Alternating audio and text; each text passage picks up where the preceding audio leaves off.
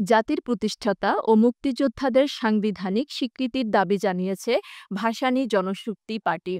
শেরেবাংলা একে ফজলুল হক, মওলানা ভাসানী, বঙ্গবন্ধু শেখ মুজিবুর রহমান ও শহীদ রাষ্ট্রপতি জিয়াউর রহমানকে four founding father of the nation হিসাবে ঘোষণার প্রস্তাব দিয়েছে দলটি।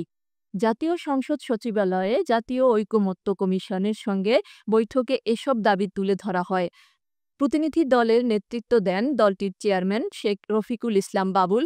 আলোচনায় আরও অংশ নেন কমিশনের সহসভাপতি প্রফেসর আলী রিয়াজ সহ বিশিষ্ট সদস্যরা। প্রস্তাবে বলা হয়, ১৯৭১ সালে মুক্তিযোদ্ধা এবং ২০২৪ সালের গণ অভ্যুত্থানে নিহতদের সাংবিধানিক স্বীকৃতি দিতে হবে। দলটি সংবিধানে ধর্মনিরপেক্ষতার পরিবর্তে ধর্মীয় স্বাধীনতা, বাংলা জাতীয়তাবাদ পরিবর্তে বাংলাদেশি জাতীয়তাবাদ যুক্ত করার আহ্বান জানান।